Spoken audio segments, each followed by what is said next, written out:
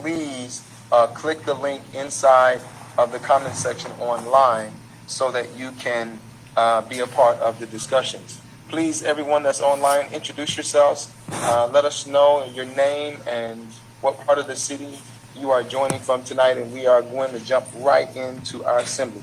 My name is Mordecai. Some people know me as Sean, Pastor Holland. We have about 10 different names. That's not important right now, you understand. It's that we're here together, and so please introduce yourself into the chat.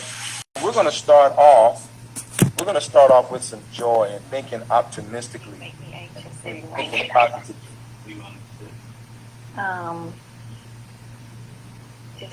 Yeah. Please. Make sure you mute yourself if you're not muted.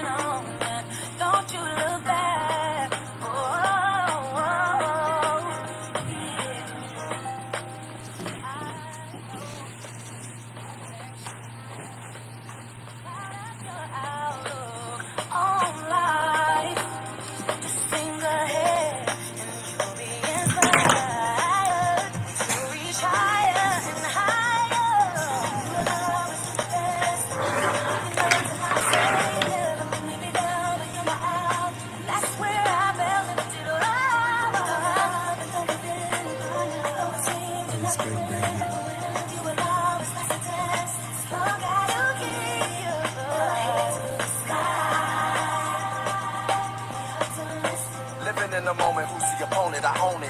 Get it when I want it. Composition of the golden. Enroll the school of life. Do the dice. Do it like eyes on the prize. Living in ambition on a mission impossible. Envision optimism through a prism that's optical to see through obstacles and be remarkable. Eyes on the prize. Living it for the infinite, intuit of the intimate, influenced by the sentiment, sent to it to winning it, surrendered it to the sky, centered in my eye. Eyes on the prize. Living in the glory and the story of the warrior, victory of the more we love. From our poor we was to euphoria, kicking the door because we think notorious. Eyes on the prize.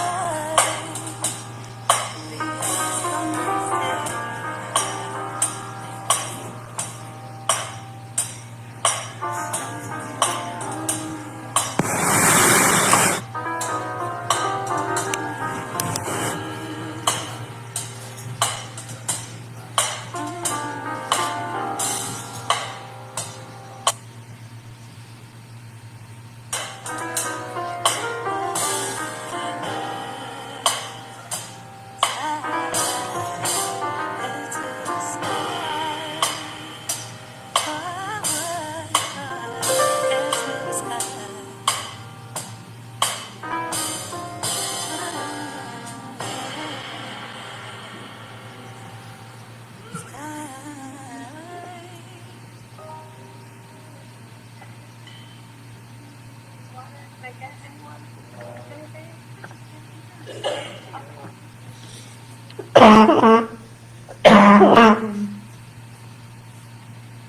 want to thank everyone for joining us for our Lansing People's Assembly. This Lansing People's Assembly is hosted by One Love Global, and we are the TRHT Center for Healing. And so we're excited to have those that are here. As you can hear the doorbell ringing, we have a doorbell every time somebody walks in. So we want to hear that doorbell continue to ring throughout the night. And so just want to welcome those that are here in person. Thank you for being here for this important conversation that we are going to engage in on tonight around the power of the vote.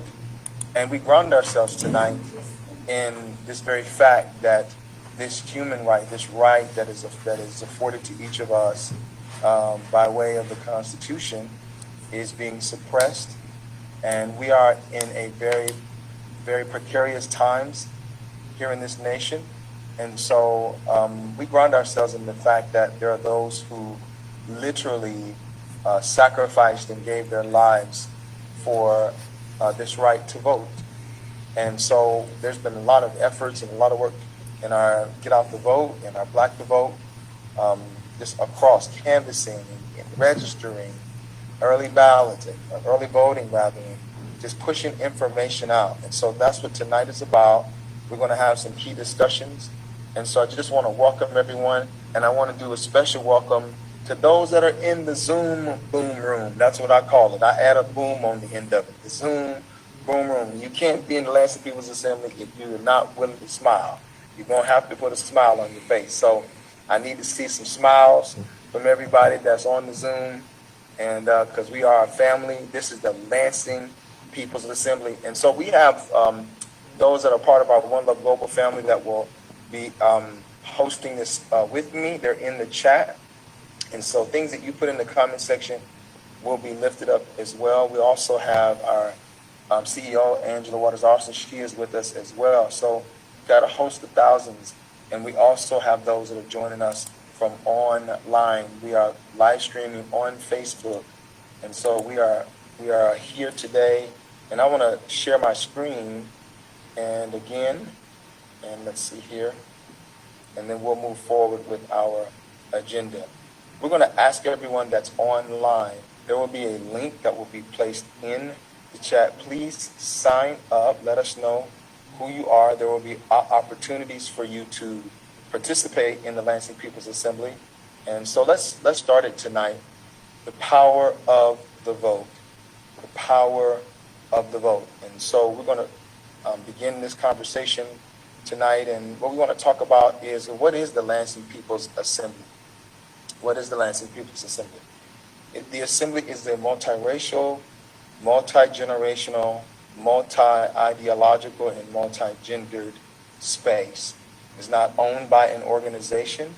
This is a space for community to gather. It is the Lansing People's Assembly. There are other gatherings of organizations across Metro Lansing. This space is unique in that it is owned by the people.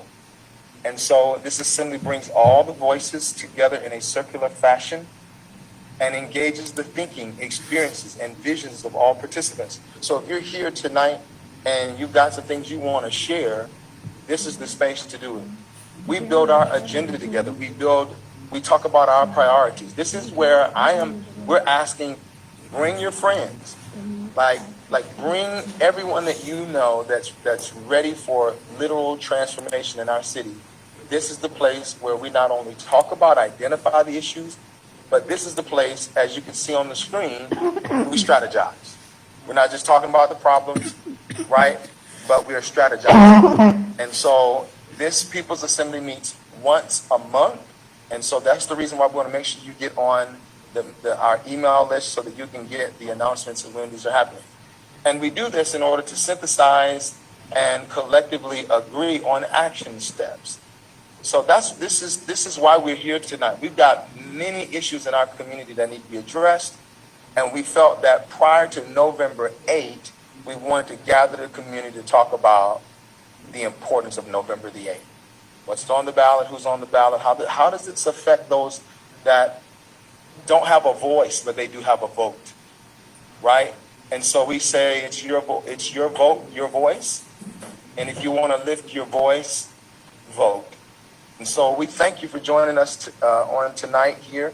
And what are the components of a People's Assembly? So many of y'all have called and said, hey, I want to get involved. I want to be a part of this people's movement. This assembly, we did not create this on our own. Our, the way that we conduct our assemblies was based on the Jackson People's Assembly model. The video that I played, in that video, there were those from the Jackson People's Assembly. They gathered community members. They were so hungry for transformation that they actually elected their own mayor. What they did was they decided, here are our priorities and who can lead and implement the priorities of the community. And they actually got their own mayor elected. And so we have great opportunities. So again, when we gather in these spaces, we want to set some expectations. So again, a coordinated body, a planning committee. So between these sessions, there are folks that plan the details, right? And what you're experiencing. So we've got refreshments here and things like that. We also have a principles of mass governance, diversity of people, age, ability, class, experience, community agreements. What we discuss, we are respectful. We do not have the right to share other people's stories unless we get their permission. This is a sacred space of community. Can we just say sacred space? This is a sacred, and we want to honor that online, and we want to honor that here in person. So we thank you for being here. So we are going to build our community agreements together, right? Because we've not all been together like this before. Arts and culture. It is important that we celebrate art and culture, and we bring our artists and our culture makers into these discussions and into this space. Childcare. And I want to announce this again, that these are hybrid meetings. What we would like to do is for parents, if you're listening to me and you would like to be a part of these assemblies, you can bring your child here. We are going to have, in 2023, we're going to have homework help. We're going to have assistance. We have a whole nother area here of our office that we're going to make available so that the children can be here, so that parents don't feel like they can't participate. And we will also have food. That's always a good thing when it comes to kids, right? And so having child care, food, visual and audio, and great facilitation, time limits, and what is our purpose. So this is how we are structured, and so we're building the beloved community. Let me move this out of the way so you can see. Can we all just take our those of us that are here in person and for those that are online, I'd like for us to read the vision. What are we building? We are building the beloved community. The week prior to Martin Luther King's birthday, we always have the National Day of Healing, and we'll talk about that. And it is always called the Beloved Community Week, where we're just going to love on our community. We're going to build the beloved community, right, and give. So let's read these 1 through 5 together. I'll count to 3, and then we will read together, because we're building the beloved community. 1, 2, 3. The conditions that create crime, violence are no longer present. Let's pause. Think about that. The conditions that create crime and violence are no longer present. We have to believe that. There are people in our community that don't believe that. We have to believe that. There are other communities that are experiencing that. Let's go to number 2. 1, 2, 3. Outcomes can no longer be predicted by race. Pause. Do you believe that? In order for this to happen, we're all going to have to do it together. We're going to have to be consistent. We're going to have to be uber passionate. Number 3. 1, 2, 3. Racial hierarchy is no longer the norm. Pause. Wow.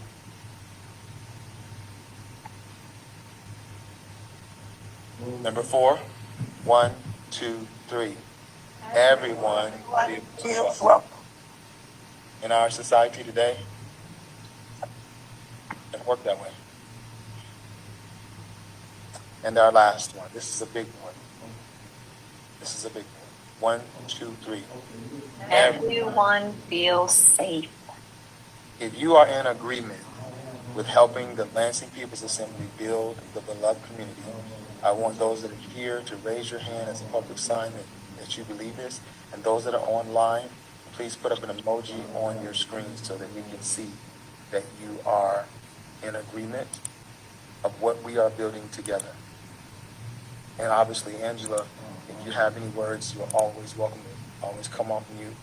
And so I would like to get from those that are online, I'd like to get 2 reactions to how this makes you feel or something that comes to your mind when we talk about what we're building together, because this is going to be strategy.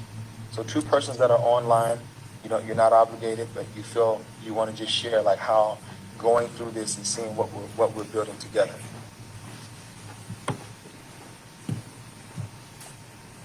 Anybody online? Inspired. Inspired. Thank you for sharing. One more.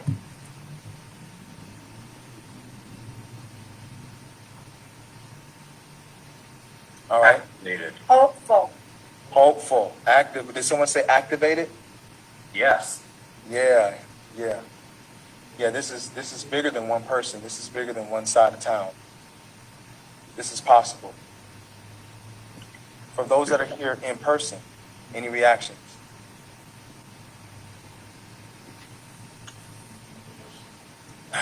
We have one of our participants says impatient. Yeah, like how long, right? Let's start. Let's do this. Any other reactions? Encouraged. Absolutely. What I am asking each and every one of you all, and Angela has referred to me now, I did not take this name. She gave me this title, and so you know how you're voluntold. I don't even know if I was voluntold. I think I was just told, right? And so, but she gave me the title, and I know she's probably like, no, I didn't do that. Everybody gave me that, but they called me the mayor of the Lansing People's Assembly. So if I'm a little direct, that's why. I'm just joking. So anyway, I want Aislinn to, one of our wonderful family members here at One Love Global, to take us into kind of a recap of one of the things that really hit home from our last assembly. Aislinn Langley, you've got the floor. We call him the mayor because he loves to delegate. That's what we say.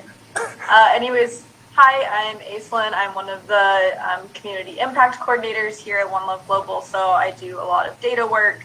And so if you were here last month, this slide is familiar. These are just a few key data points from our Lansing Racial Equity Scorecard, which I am now dropping in the chat if you want to explore further. We wanted to bring this back this month because school boards are one of the things that are on the ballot. And, you know, the people we're electing into positions have impacts as well as, you know, our state and local government officials impact things like homelessness, education, and yes. So it's all important, and we just want to leave this here on the screen for a moment just to sit with it. If you weren't with us last month, we encourage you to check out the scorecard because you'll find all of this and way more, plenty of information there. One of the things we keep coming back to in that People's Assembly space is this effort to democratize data, because all of this is publicly available, but it took a lot of work from our team to get it into one space and to get it in a way that's digestible and useful for spaces like this. Slide, please.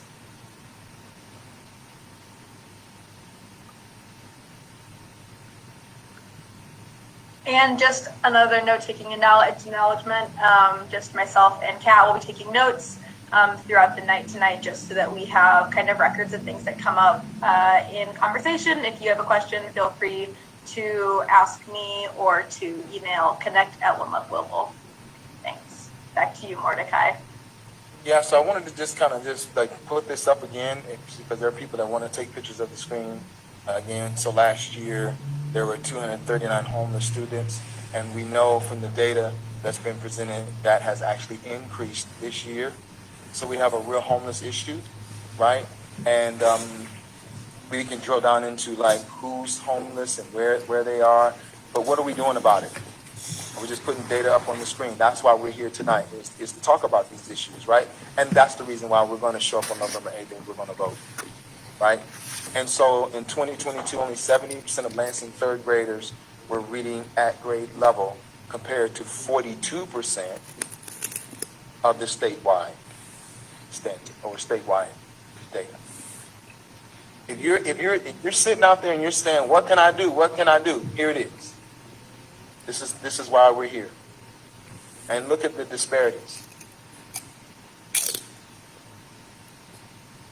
So again, this is very important. One of the things I would like to highlight about our racial equity scorecard is that it's not just the data, it's the narrative behind what's the story.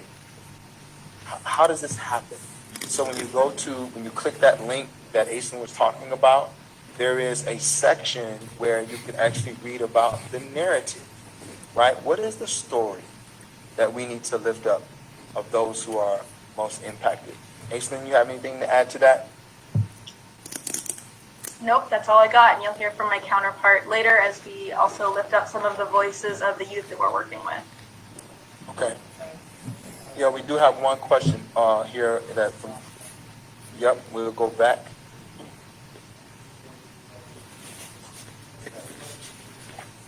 Yeah, so the question here is what's the blue and what's the red? So the blue is Black African descent students, and the red is other students, right?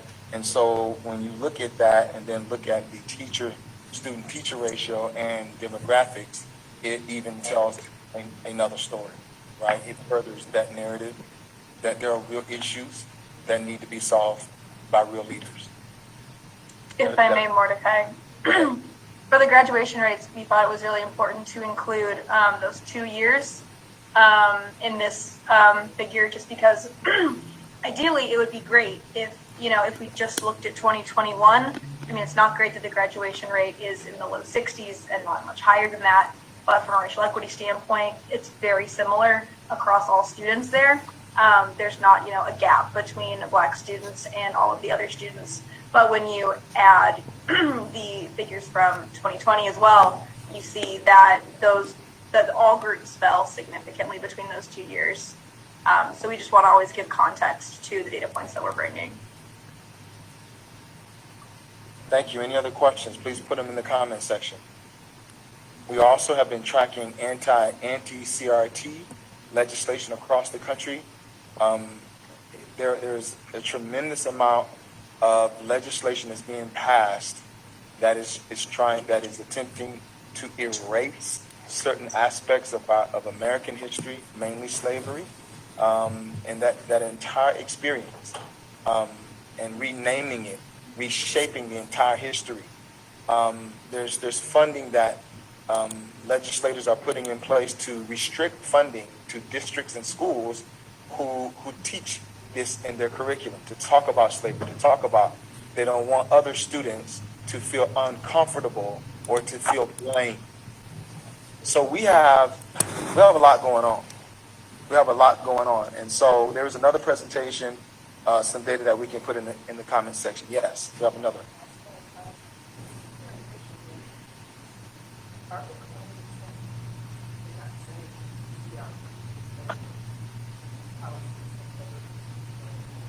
Yep, he's pulling that other language up. So the question was, here in Michigan, they have renamed it from CRT, critical race theory, to something else. So you wouldn't know, right? So we're pulling up that language now. This is the reason why there's a huge move across the state for certain folks to run for school board president and school board positions, because they want to take over that narrative. They want to take over that curriculum. And so this is very important that we're here tonight. And I really appreciate each of us being here. So we're going to just jump right into the soup here. And what we want to do now is, you can type this in the comment section, you can call it out, but I want you to think about 2 questions. What could a unified assembly of citizens accomplish? That's the first question. What could a unified assembly of citizens across Metro Lansing accomplished? And then the second question is, and this is your time to speak before we actually get into talking about the stuff on the ballot and those kinds of issues. Michelle is here, and I'm grateful for you being here. But what issues would you like to see the Lansing People's Assembly address that would impact those most affected? Oftentimes, we have discussions, and it's not around those that are mostly affected or deeply impacted at the center of the disparity, the center of the issue. So let's talk about it. And I don't know if Sierra is on. But if you've got something that you would like to share, because we're going to strategize around what is shared with us here in this space. So I don't know if Sierra is on. If Sierra is on, I want her to, I know she's got a few minutes. Anyone else? Mordecai, this is Angela, and I'd like to raise a question for those that are there with you, something that was brought into the chat. Sandra Cade says, how is homelessness defined, and do we have figures on couch hoppers? And Aislinn gave her an answer to that, and she said that federal education law defines homelessness as youth lacking a fixed, regular, and adequate nighttime residence. We pull this data from a statewide public education data hub, so it is the number of students in the Lansing School District that meet that description. Wow. Thank you.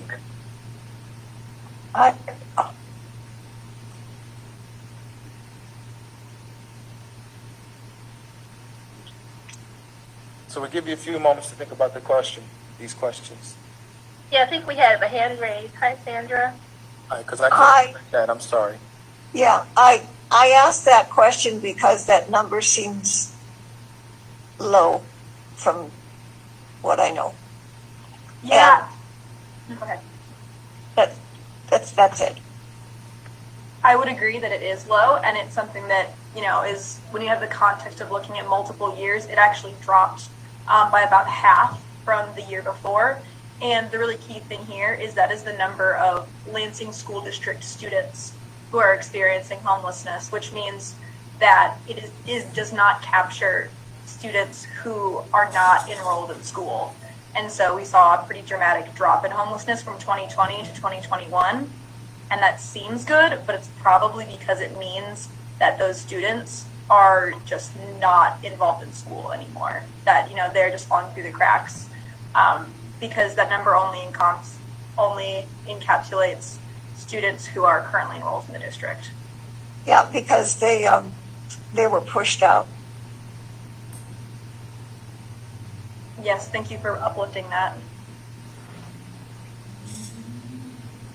You got a question here? Go ahead.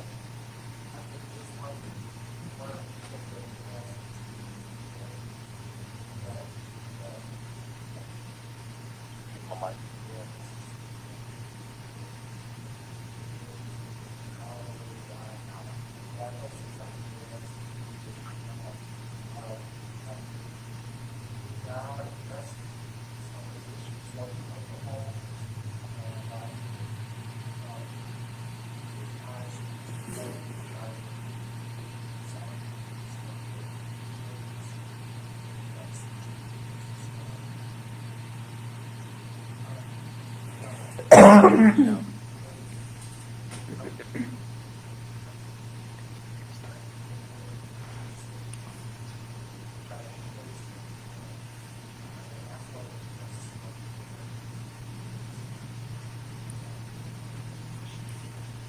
Yeah, so I want to catch them up.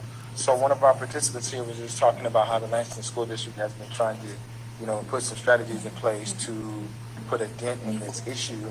And there was an interview that I did maybe about a month and a half, and the interview was really around the increase in not just students, obviously, but families that are, and so the indicator there was families that have moved from the couch to the car, and they're now sleeping in their car. So, and that number was probably double the 200 number, right? And so that's coupled with some of the other issues that we're having here in Lansing around affordable housing. So we're going to get into some of these issues here. And so I see that Sierra is on. I want to give Sierra a few moments. Another parent in the district wanted to come and share. And so Sierra, I'm going to pass it over to you.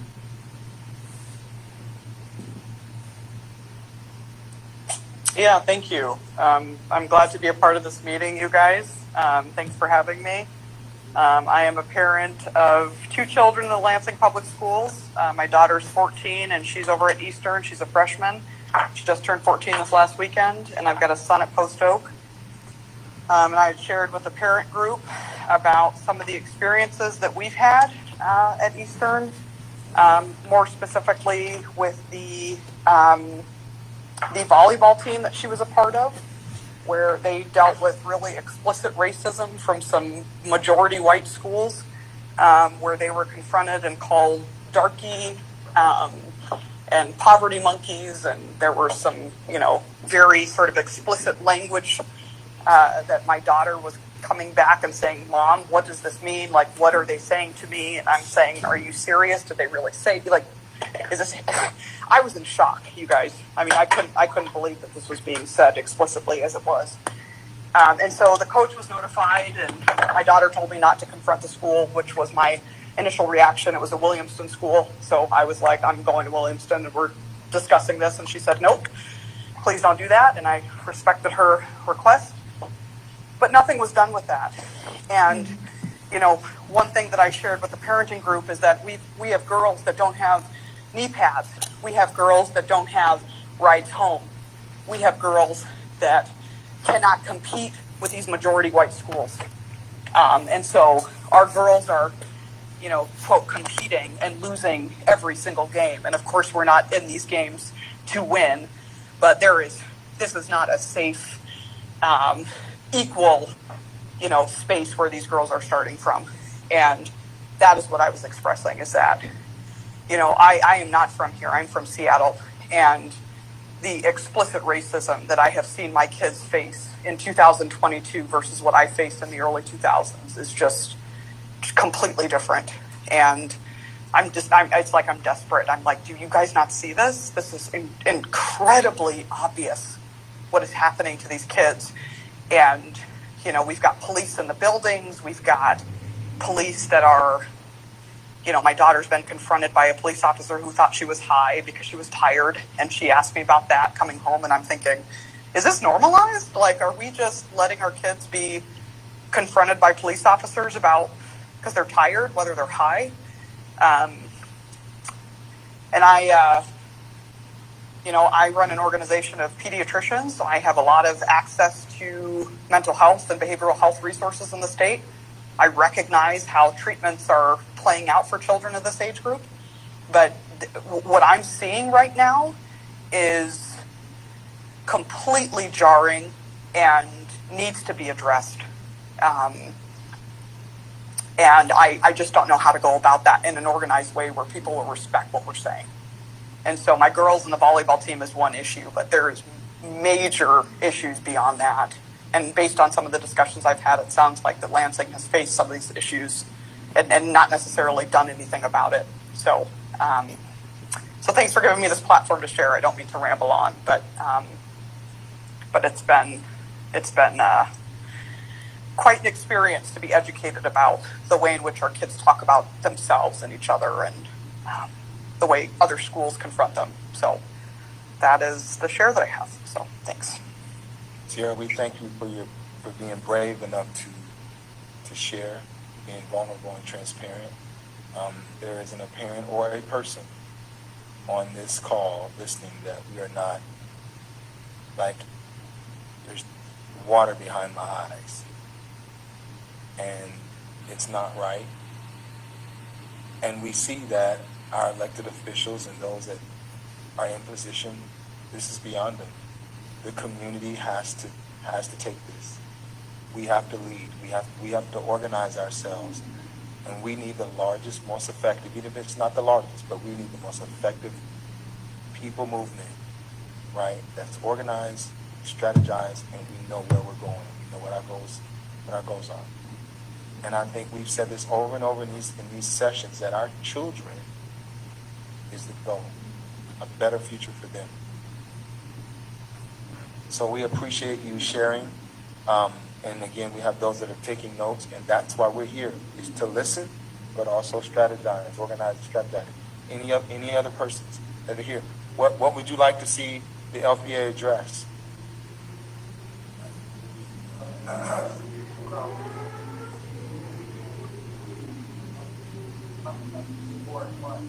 So we have a participant from Ward 1 who's Ward 1, and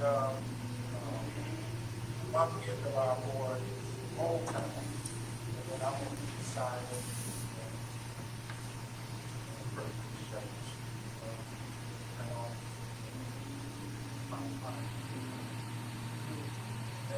of course, Old Town is taken care of. We got to do all our is there any way in trying to similar cities, all these and push these policies, equitable, but they're going to take care of what? Yeah, so let's pause. I want to catch them up. One of our participants is saying that he's in Ward 1, but, obviously the way funds are allocated, they're not allocated, equitable. Obviously, as we know, there's great disparities in the budget, and so specifically as it relates to Old Town, right? That Old Town gets the lion's share of the funding, right? And then other areas of that same ward get forgotten, do not get its fair share. So the question was, can a unified assembly of citizens push politicians to be more accountable and equitable? And the answer is a big fat yes. Absolutely. You're in this room, you're in this space, that's what we're building. That's huge. And the other reason why, because I know I used to have an organization on that side of town, and that's where a lot of the refugees are. And so I went to the mayor and I went to the council and I said, I don't know if you all have been to Africa and you've been to other places, and, but it's not right how you're allocating resources. And these are Lansing citizens. They deserve the best. And so it's like, oh, well, that's where the refugees are. Anyone else online? Absolutely, Mordecai. Mary and Peter are saying that one thing a unified assembly of citizens could do is to pressure our mayor and city council to ensure safe, affordable housing in the city. Much low-income housing does not meet code and is presenting health challenges for residents, and nothing is being done about it. They also want to thank Sierra for sharing her story as a parent in the Lansing School District, and we need to start with one issue. They're indicating that they believe we need to start with one issue. There are so many things that need doing. Start with one issue and hit hard. Thank you, Mary and Peter. Thank you. Anyone else?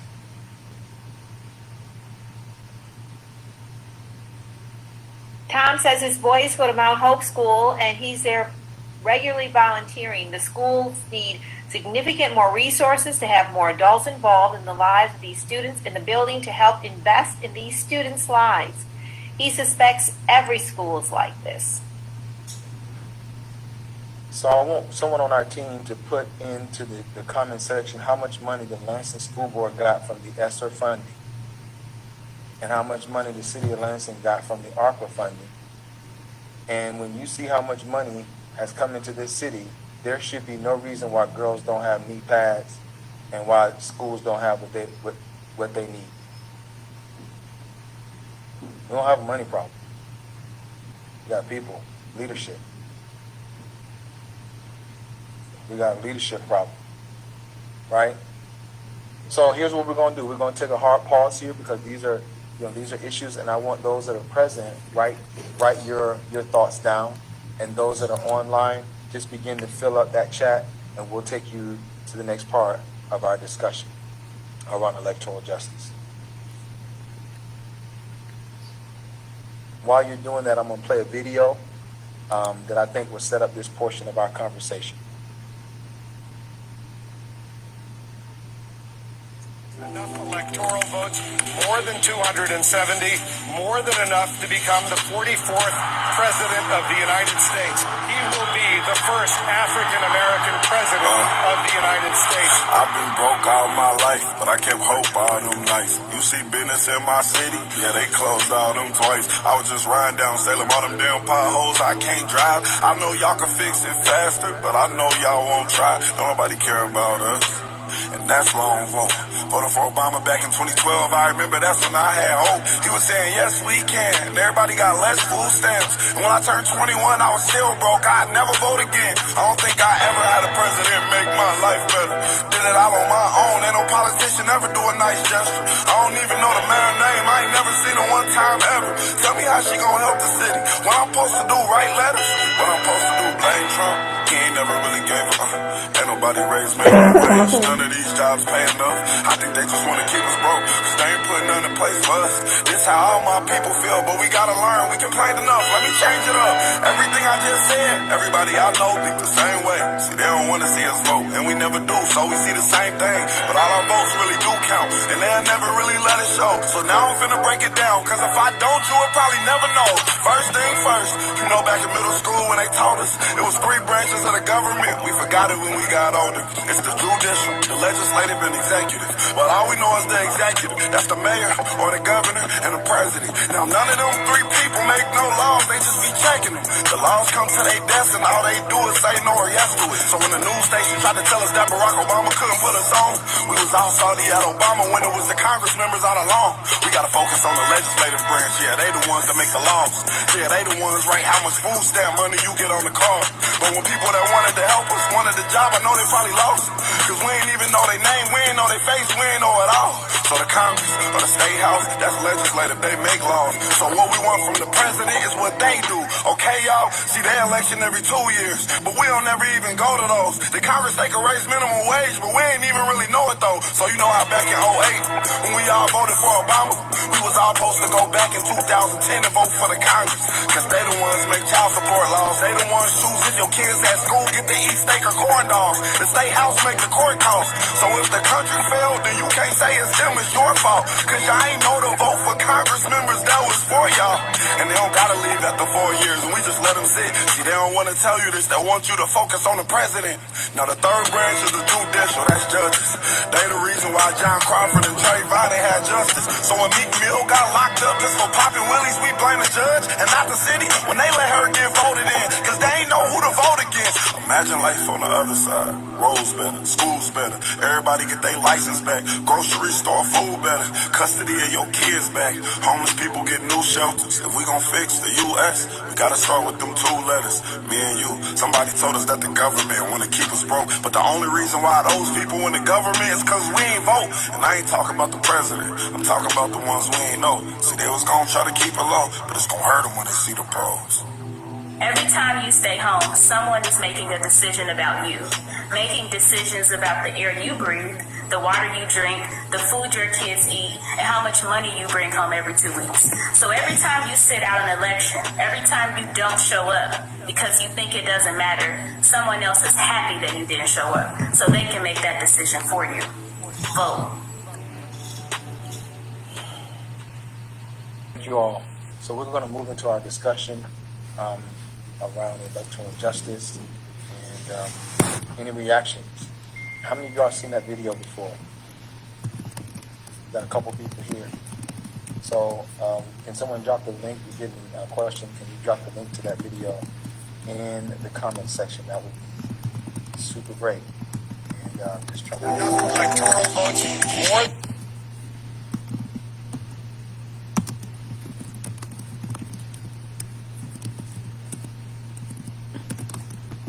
second. All right, I'm going to ask Kat if she would come and lead us further in our discussion, because we always like to center the youth, right? You heard the young man on the video say that's the reason why people don't vote, right? They become disenfranchised, it doesn't work, and that's not true.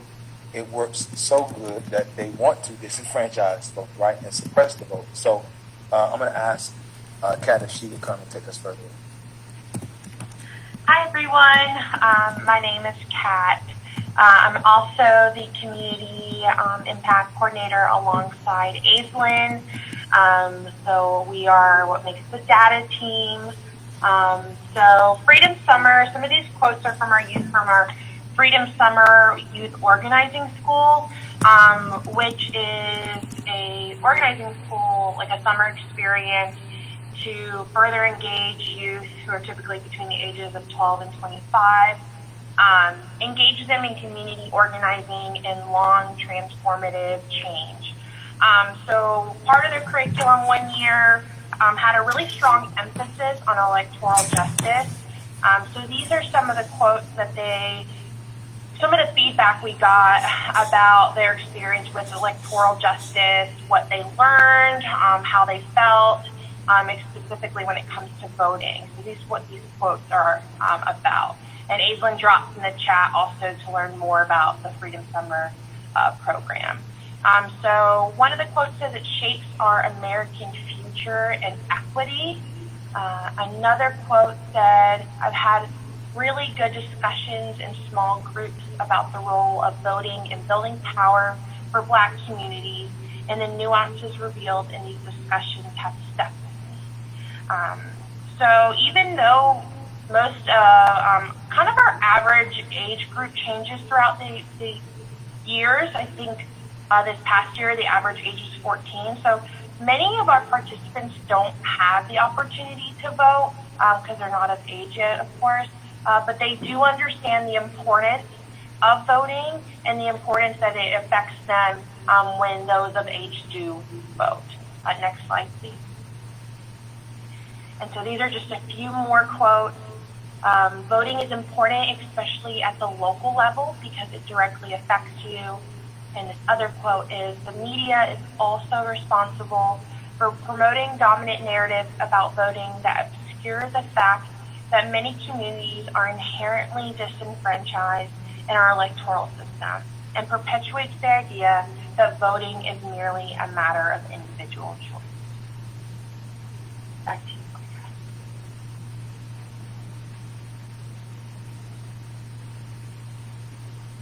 So we always talk about how it's so difficult or challenging to engage youth in looking at and listening at some of this feedback. Any reactions from those that are online or here in person? That our young people are inquisitive. They want to know. They want to learn. They want to be a part of the process. They want a better future. They don't like what they're seeing and what they're experiencing. Yep. Talk to the mic. Yep. This is an observation that I made in research over the time with the last election, before that, how the 45th president was elected. First and foremost, he was going against the Republican votes anyway. That was a given. But what he did is he went out in certain areas, rural area, other areas that were they understand this here. You have white voters that are disenfranchised also. What he was able to do was tap into that. He went out to certain areas, rural areas, and engaged these people and made them feel connected and drew them in to the participation. What the media doesn't report is a lot of times they'll say when it comes to an election, they'll elect either a Democratic representative or president or senator. They'll say, well, you have so many first-time voters, African American and minority voters. But what they don't do is won't report is how many Caucasian or white first-time voters that there were. Okay, because there's the same thing taking place in their communities that are in our communities, but because of the way they report the news and the media, it makes it seem like there's some type of epidemic was going on. First-time voters is some kind of anomaly in our community, but that's not necessarily true. So, what I learned is what communities need to understand, and community activist leaders. What I would like to see us do is this: go into some areas where you know that normally these people are underrepresented, and you know that normally they do not vote. One observation: first of all, I'm no longer a citizen in Lansing. I'm going to East Lansing, but I lived in Lansing for 20